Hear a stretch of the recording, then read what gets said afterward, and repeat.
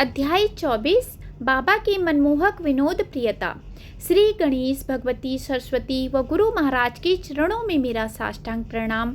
फिर अपने कुल देवता श्री सीता रामचंद्र जी के श्री चरणों में मेरा साष्टांग नमन। अंत में श्री सच्चिदानंद सद्गुरु श्री साईनाथ महाराज के चरणों में नतमस्तक होकर उनकी स्तुति करता हूँ। जैसे कि गत अध्याय में वायदा किया था कि अब मैं वर्णन करूँगा कि करुणा घन साईनाथ गुरु किस प्रकार हंसी मजाक करके उपदेश देते थे। हाँ, ऐसा कहना कि मैं वर्णन करूँगा तो केवल मेरा अहंकार ही है। गुरु के चरणों में तो व्यक्ति को निरअहकार ही रहना चाहिए, तभी कथा में श्रोताओं के हृदय को प्रभावित करने की शक्ति आएगी। लेकिन अब आस्था व रुचि के साथ कथा का श्रवण करो। साधु सज्जन महापुरुष नित्य या निर्मल और निष्कल्मश होते हैं। वे बादल रहित आकाश की तरह स्वच्छ, शुद्ध और निर्दोष होते हैं। साईं महाराज के भजन गाकर उनकी लीला का गुणगान करना स्वार्थ है और परमार्थ दोनों को प्राप्त करने का साधन है।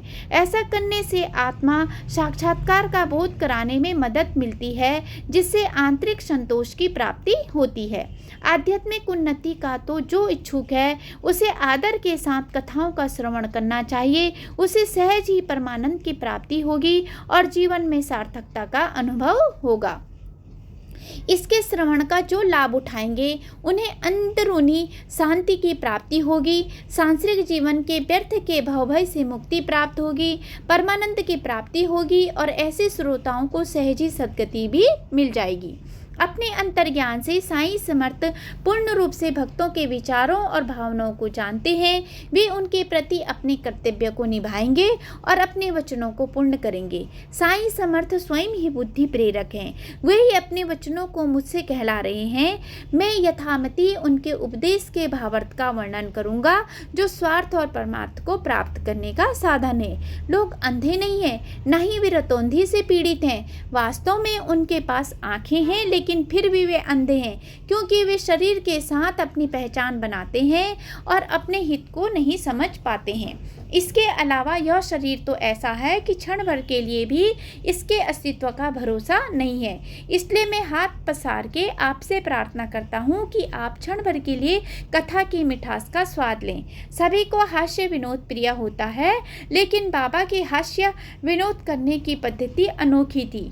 वे उसके द्वारा अपनी शिक्षा की छाप भक्तों के चित्त पर छोड़ते थे, जो उनके लिए सदैव हितकारी ही होती थी। कोई भी हंसी ठट्टे को गंभीरता से नहीं लेता। यथार्थ में वे बाबा के हंसी मजाक का अनुराग सहित आनंद लेते थे और उत्सुकता पूर्वक से अपनी बारी के आने का इंतजार करते थे। आमतौर पर कोई भी स्वयं हास्य का पात्र नहीं बनना चाहता, लेकिन बाबा की ठिठोली को सभी बहुत पसंद करते थे। खासतौर पर अगर हंसी मजाक के साथ थोड़ा अभिनय और प्रबल हाव भाव भी शामिल हो तो तुरंत ही हंसी ठट्टे का उद्देश्य पूर्ण हो जाता है। उनके हंसी मजाक में सदैव ही स्वाभाविकता और नवीनता होती थी। इसका आनंद उनके उत्साह, हंसते हुए चेहरे का नयन विलास के कारण बहुत बढ़ जाता था। उनकी बाबा की आंखों के आकर्षण का वर्णन करना संभव नहीं है। अब मैं एक अनुभव का वर्णन करूंगा। यह ऐसी कथा है जो शिक्षाप्रद और नवीन है। उन गौरवपूर्ण शब्दों को ध्यानपूर्वक सुनो, जिससे आध्यात्मिक शिक्षा का प्रभाव हो रहा है, जो हंसी मजाक में छिपी है। शिरडी में हर रविवार को बहुत बड़ा साप्ताहिक बाजार लगता है। खुले में तंबू लगाकर लेन देन का व्यापार जोर शोर से चलता है। सड़क पर ही हरी सब्जियों के ढेर लगाए जाते हैं। तेल, पान, सुपारी, तंबाकू आदि के व्यापारी सड़क के किनारे पर दुकानें लगाते हैं। ऐसे ही एक रविवार के दिन में मध्याह्न के समय बाबा के साथ था और उनके चरण दबा रहा था कि तभी एक विचित्र घटना घटी। मध्याह्न के समय तो बाबा का दरबार सदैव ही ठसाठस भरा रहता था और आज तो रविवार और साप्ताहिक बाजार का दिन भी था। लोग भारी संख्या में मस्जिद में पधारे। मैं बाबा की दाहिनी और उनकी तरफ मुंह करके अपने सिर झुकाए उनके चरण दबा रहा था और बिना रुके मन में ही नाम जाप कर रहा था। माधवराव बाबा की बाईं ओर तथा वामन राव उनकी दाहिनी ओर थे। श्रीमती श्रीमंत गोपाल राव बुट्टी भी वहीं बैठकर अपनी बारी का इंतजार कर रहे थे। उसी प्रकार काका यानी श्री हरि सीताराम दीक्षित भी वहीं पर बैठे थे। अचानक माधवराव हंसे। क्या अन्ना साहेब, यह दाने क्या हैं जो यहाँ चिपके हुए हैं? ऐसा कहते हुए माधवराव ने मेरे कोट की परतों को हाथ लगाया और आश्चर्य, वहाँ पर कुछ दाने चिपके हुए थे। जैसे ही मैंने अपनी बाहीं कोहनी देखने के लिए सीधी की तो भुने हुए चने के कुछ दाने नीचे लुढ़कते दिखाई दिए, जिन्हें मैंने आसपास से उठा लिया। ध्यान से उठाने के बाद जब उन्हें इकट्ठा किया तो वे कुल 25 दाने थे। तब यह हंसी मजाक और ठिठोली का कारण बन गया। लेकिन यह सब कैसे हो गया? तर्क पर तर्क दिए गए। सभी अपनी अपनी सोच में डूब गए थे। उन चने के दानों का कोट के संपर्क में आना कुछ ऐसा था जिसने सबको आश्चर्य में डाल दिया। आखिरकार उस खाकी कोट की कितनी परतें हो सकती हैं और उनमें चने कैसे रुक सकते थे? लेकिन शुरुआत में वे वहाँ कैसे आए और किस परिस्थिति में आए, निश्चित रूप से यह कोई भी न जान सका। पाँव दबाते हुए मेरा चित्त तो नाम जप में मग्न हो गया था। इसी बीच यह चने की कथा अचानक कहाँ से आ गई? इसके अलावा बाबा के चरण दबाकर उनकी सेवा करते हुए काफ़ी समय बीत चुका था, तो फिर ऐसा कैसे संभव था कि वे उस दौरान नीचे लुढ़के? इतनी देर तक वे दाने वहीं कैसे चिपके रहे? इसने सभी को चकित कर दिया। इसीलिए यह सोचकर सभी बहुत हैरान थे कि चने के दाने कहाँ से आए और किस प्रकार कोट की तह में चिपक गए। ध्यान से सुनो, तब बाबा ने क्या कहा। विभिन्न लोगों के शिक्षा देने के भिन्न भिन्न और विचित्र तरीके होते हैं, लेकिन बाबा हर एक को उसकी क्षमता के अनुसार ही शिक्षा देते थे। महाराज की पद्धति विचित्र थी और उनका शिक्षा देने का तरीका बहुत मनोरंजक था, जिसका सभी को स्मरण रहता था। यहाँ के अलावा इस प्रकार देखने या सुनने का मेरा कोई अनुभव नहीं है।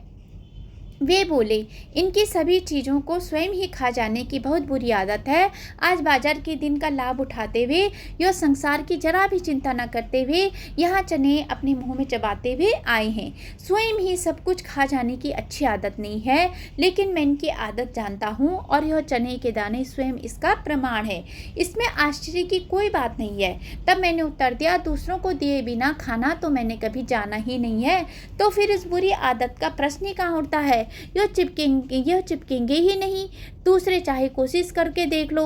बाबा, इस क्षण तक मैंने कभी शिरडी के बाजार के दर्शन ही नहीं किए और केवल वहाँ जाकर ही मैं चने खरीद सकता हूँ और उसके बाद ही उन्हें खा पाना संभव है। जिन्हें अकेले में चना खाना पसंद है वे खा सकते हैं। जहाँ तक मेरा सवाल है, मुझे यह बुरी आदत नहीं है। दूसरों को थोड़ा दिए बिना मैं कभी भी अपने मुंह में कुछ नहीं डालता। लेकिन जरा बाबा की युक्ति तो देखो कि वे किस प्रकार अपने भक्ति को दृढ़ करवाते हैं। मेरे स्पष्ट शब्दों को सुनकर ध्यान से सुनो कि उन्होंने क्या कहा। जो समीप हो उसे तुम दोगे, लेकिन जब कोई निकट न हो तब तुम क्या कर सकते हो? और इस संदर्भ में मैं भी क्या कर सकता हूँ? क्या तुम मेरा स्मरण करते हो और क्या मैं तुम्हारे निकट नहीं होता?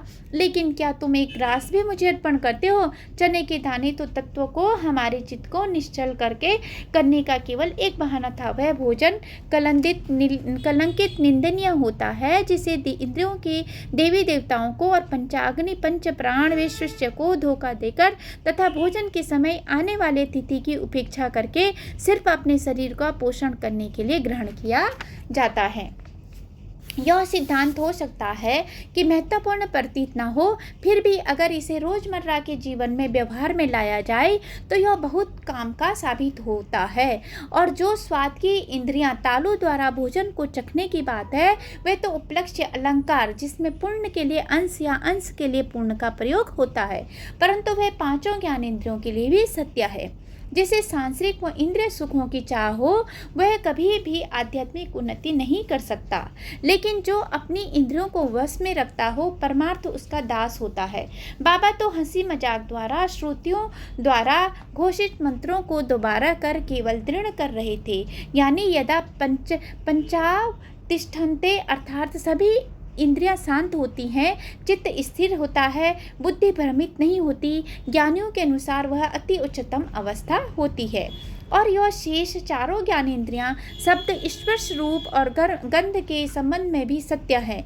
वह प्रस्तुत संदर्भ में बाबा के शब्द कितने बोधप्रद उपयुक्त थे। जब मन, बुद्धि और ज्ञानेंद्रियों सांसारिक सुख भोगों की ओर आकर्षित हो, तब पहले मेरा स्मरण करो, उसका थोड़ा थोड़ा अंश मुझे समर्पित करो। जब तक यह संसार रहेगा तब तक ज्ञानेंद्रियां विषय पदार्थों की ओर आकर्षित हुए बिना कदापि नहीं रह सकती। लेकिन इन पदार्थों का उपभोग से पूर्व गुरु के चरणों में अर्पण कर देने से उनकी आसक्ति स्वभावतः मंद हो जाती है। जब भी इच्छा जागृत हो, उसे केवल मेरे विषय में ही होने दो। जब भी तुम क्रोधित हो, उस क्रोध को मेरी ओर मोड़ दो। भक्तों को इसी प्रकार अभिमान, दुराग्रह आदि का भी मेरे चरणों की ओर मोड़ देना चाहिए। जब काम, क्रोध, अभिमान आदि को प्रवृत्तियां उत्तेजित हो जाए तो मुझे लक्ष्य बनाकर उन सभी को मेरी ओर मोड़ देना चाहिए। इस प्रकार एक एक करके हरि उन्हें नष्ट कर देंगे और त्रिविश की इस लहर को गोविंद शांत कर देंगे और यह सभी उपद्रवी विकार मेरे ही स्वरूप में लीन हो जाएंगे, या जब वे मेरे चरणों में रहेंगे तो वे मेरे साथ एकाकार हो जाएंगे। जब ऐसा अभ्यास किया जाता है तो वृत्तियां स्वयं ही क्षीण हो जाती हैं और समय के साथ ही पूर्णतः नष्ट हो जाती हैं। तब मन कामुकता तथा उत्तेजनाओं से शून्य हो जाता है।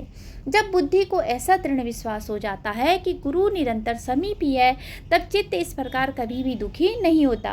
जहाँ इस भाव की जड़ें गहरी होती है, वहाँ सांसारिक व आकर्षण समाप्त हो जाता है। ज्ञानेंद्रियों को आकर्षित करने वाले हर पदार्थ में गुरु प्रकट हो जाते हैं, या ऐसे कहें कि हर विषय पदार्थ में गुरु का रूप ही नजर आने लगता है। विषय वासना के जरा सा भी रसास्वादन से पूर्व यह विचार मन में आने से कि बाबा हमारे समीप है, तब विषय उपभोग के उपयुक्त है या नहीं, यह प्रश्न उपस्थित हो जाएगा। स्वाभाविक है कि जो वस्तु अनुचित होगी उसका त्याग स्वतः ही हो जाएगा।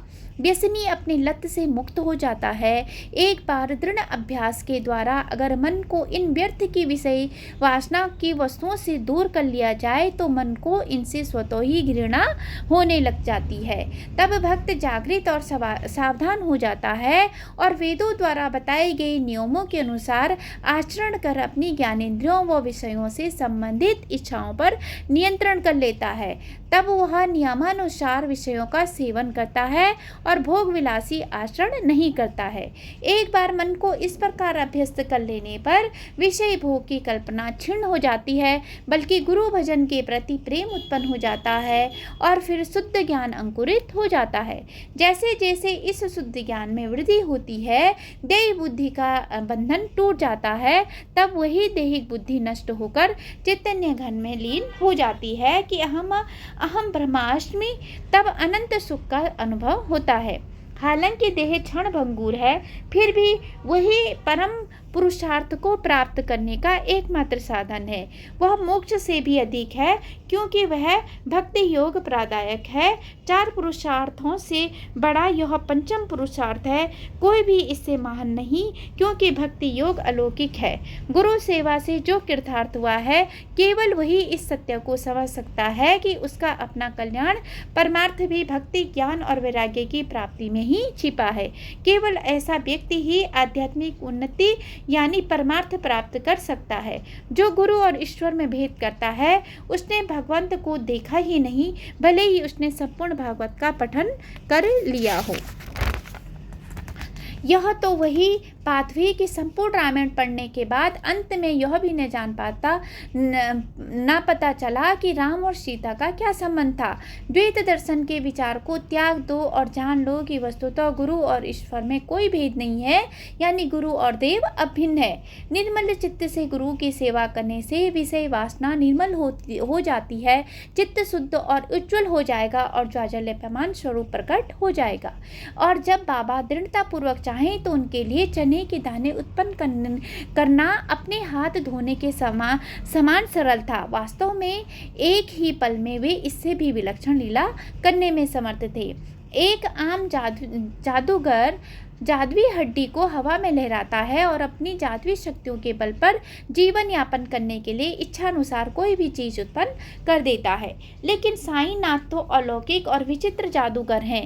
अरे उनकी लीला कितनी विलक्षण है। अगर उनकी इच्छा हो तो एक क्षण में वे अनगिनत चने के दाने उत्पन्न कर सकते हैं। लेकिन हमें तो इस कथा के महत्व पर अपना ध्यान एकाग्र करना चाहिए कि 5 ज्ञानेंद्रियों में से किसी के द्वारा भी बाबा का स्मरण किए बिना विषयों का उपभोग नहीं किया जाना चाहिए। मन को एक बार यह पाठ पढ़ा देने के लिए आने वाले समय तक भी इसका स्मरण बना रहेगा। तब संसार के हर लेन देन में चित्त साईं पर ही एकाग्र रहेगा। तब शुद्ध ब्रह्मा सगुण मूर्ति अवश्य ही आँखों के सम्मुख रहेगी, जिससे भक्ति मुक्ति विरक्ति की प्राप्ति हो जाएगी। इससे जीवन के चरम लक्ष्य सर्वोच्च स्थिति पाना संभव होगा। जब आँखें उस शुद्ध स्वरूप को निहारेगी तब भूख प्यास और संसार के अस्तित्व की विस्मृति हो जाएगी। सांसारिक विषयों का आकर्षण भी स्वतः ही नष्ट हो जाएगा। तब चित्त को सुख और शांति प्राप्त हो जाएगी। चाहे कोई कितनी ही कोशिश क्यों न कर ले, वो भी जल्दी ध्यान में नहीं आती। जबकि चक्की में अनाज का पीसा जाना तत्काल ही ध्यान में आ जाता है, उसी प्रकार बाबा की चने की लीला का वर्णन करते हुए मुझे सुदामा की कथा का ध्यान आ गया है। एक बार जब बलराम श्री कृष्ण और सुदामा अपने गुरु संदीपनी के आश्रम में रहकर उनकी सेवा कर रहे थे तो कृष्ण और बलराम को लकड़ियां लाने के लिए भेजा गया।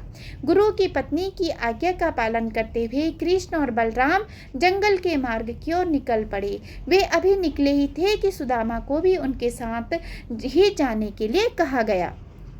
गुरु की पत्नी ने उन्हें कुछ चने देते हुए आदेश दिया कि जंगल में घूमते हुए जब उन्हें भूख लगे तो वे तीनों उन चनों को खा लें। बाद में जंगल में सुदामा की भेंट कृष्ण से हुई और कृष्ण ने उनसे कहा, दादा मुझे प्यास लग रही है, लेकिन जरा सुनो, जो चने उनके पास थे उसका जरा भी जिक्र किए बिना सुदामा ने क्या उत्तर दिया, कभी भी खाली पेट जल नहीं पीना चाहिए, बल्कि पहले तुम कुछ देर के लिए थोड़ा आराम क्यों नहीं कर लेते। और जब कृष्ण ने आराम करने के लिए अपना सिर उनकी गोदी में रखा तब भी उनसे यह नहीं कहा गया कि इन चनों में से कुछ खा लो। कृष्ण को निद्रा में मग्न देखकर सुदामा ने स्वयं ही चने खाने शुरू कर दिए। तब कृष्ण बोले, दादा यह आप क्या खा रही हैं, यह आवाज कैसी। अरे कृष्ण, यहाँ खाने को है ही क्या, मैं तो सर्दी के कारण काँप रहा हूँ और इसीलिए मेरे दांत कटकट बज रहे हैं। देखो तो मैं अच्छी तरह से विष्णु सहस्त्र नाम भी उच्चारण नहीं कर पा रहा हूँ। सुदामा का उत्तर सुनकर उन अंतर्यामी भगवान कृष्ण ने कहा, अच्छा मुझे भी ऐसा ही स्वप्न दिखाई दिया है। जब कोई दूसरे की वस्तुएं खाए और उसको पूछा जाए कि वह क्या खा रहा है तो न में उत्तर दे और अरे कहे, अरे मैं क्या खा रहा हूँ, यह तो केवल खाक धूल है। तब प्रश्नकर्ता कहता है, एवमस्तु ऐसा ही हो, लेकिन दादा यह तो केवल स्वप्न था, आप मेरे बिना कभी भी कुछ भी कैसे खा सकते हैं। और जब मैंने तुमसे पूछा था कि तुम क्या खा रही हो तब मैं स्वप्न में ही था। यदि सुदामा किंचित मात्र भी पूर्व आश्रम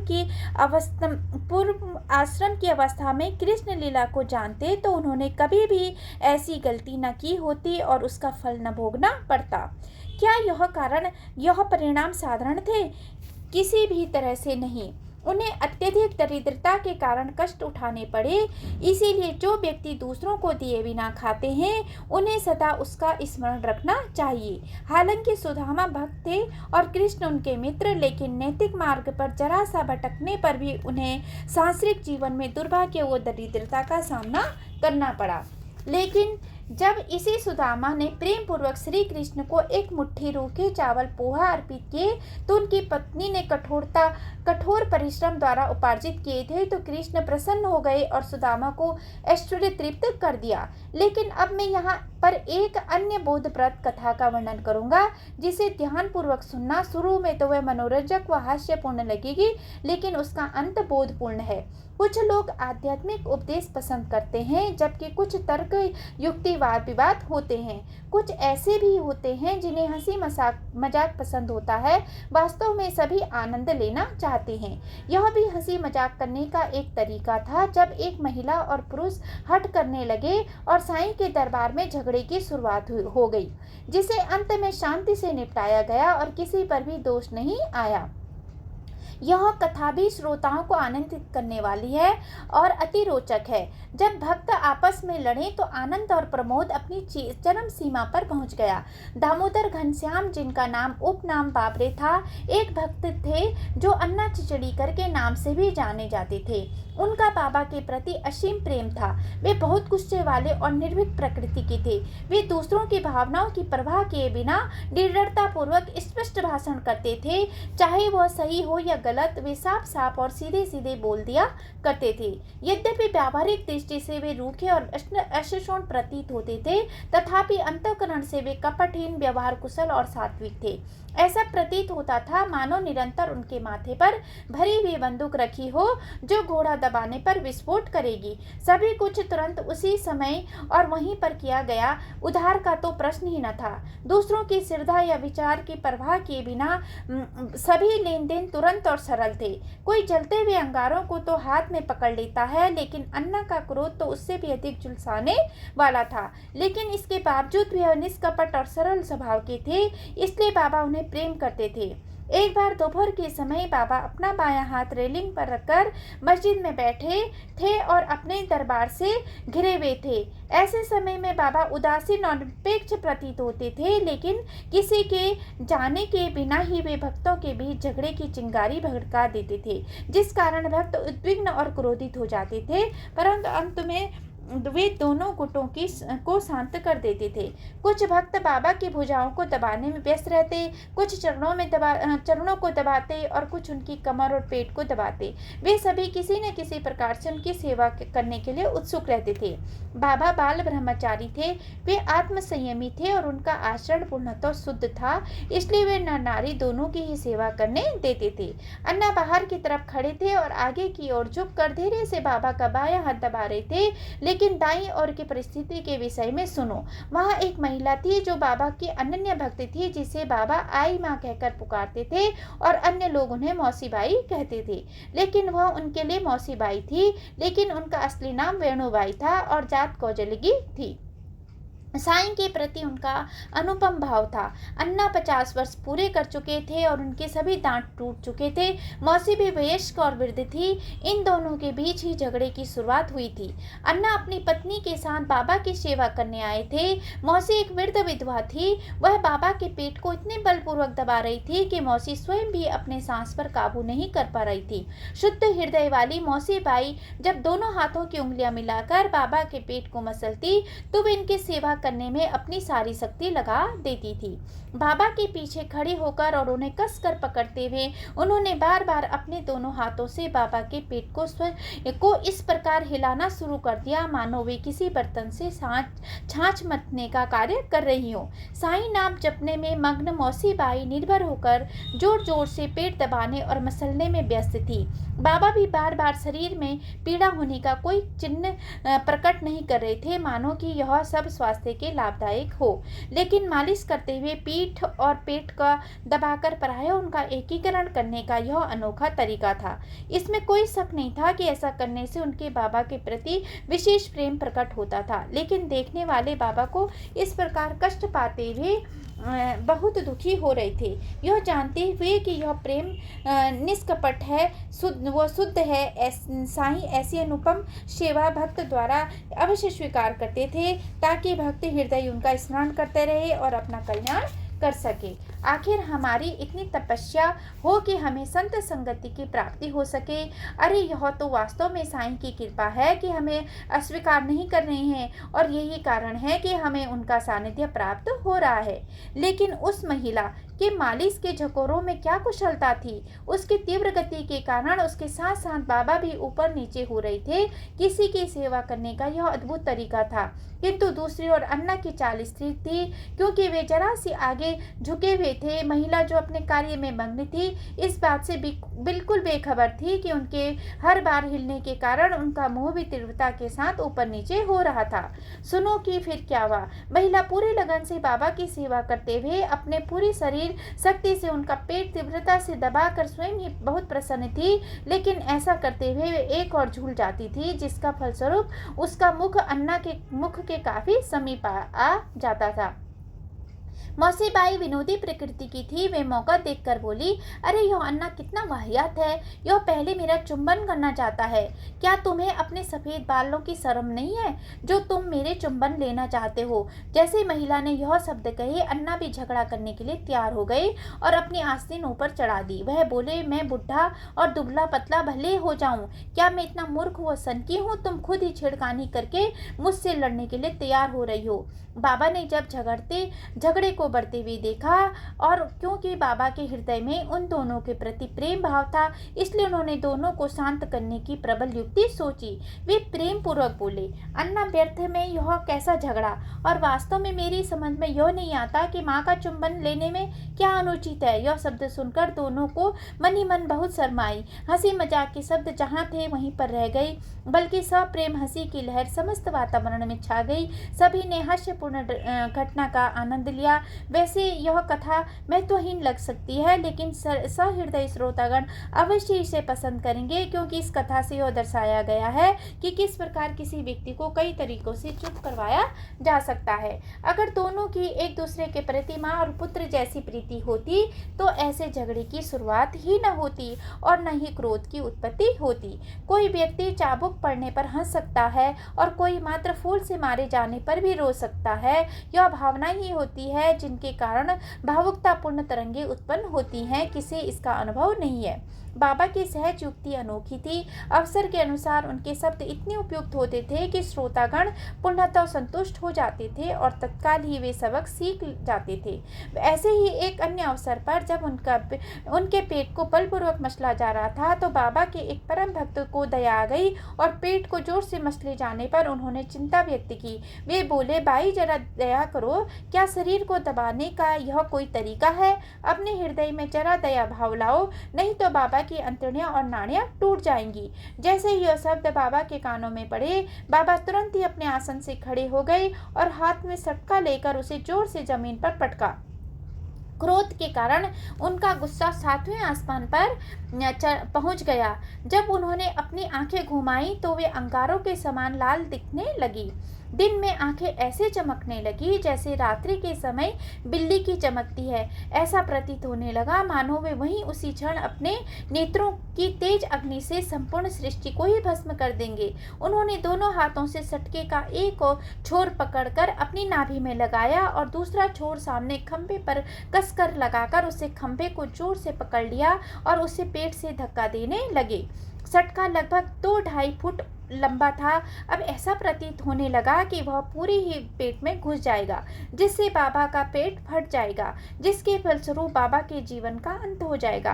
क्योंकि खंभा मजबूती से जमीन में गड़ा हुआ था, इसलिए वह कैसे हिल सकता था। बाबा धीरे धीरे खंभे की ओर बढ़ने लगे और उसे छू लिया और अंत में कसकर खंभे से लिपट गए। वह खंभा उनके पेट से चिपक गया। देखने वाले शोक संतप्त और भयभीत हो गए।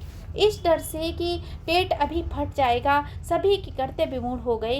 हे भगवान, कितनी अनुचित और उद्वेगकारी स्थिति, कितनी कष्ट संकटपूर्ण और भयानक घड़ी थी।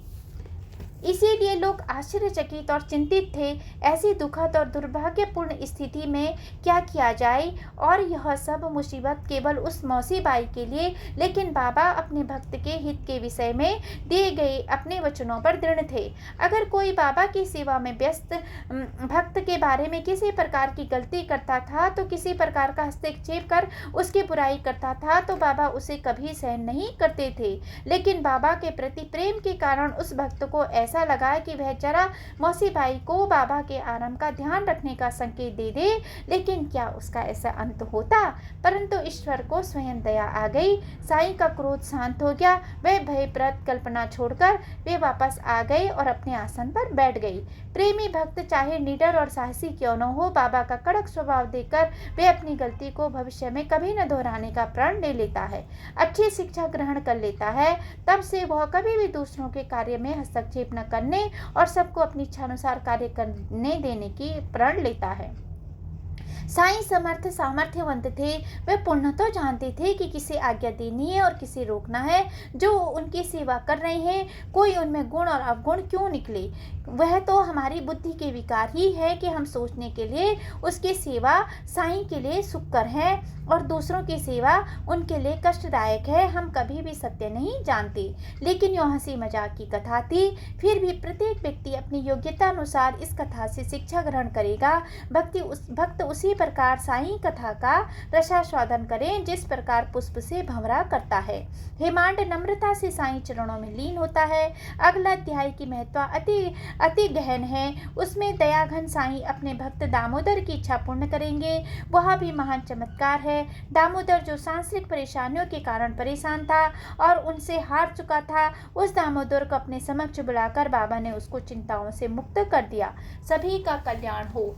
यहाँ श्री साईं समर्थ सचरित्र का 24वां अध्याय बाबा की मनमोहक विनोद प्रियता संपूर्ण होता है, जिसकी रचना भक्त हिमानपंत ने सदाचारी और संतों की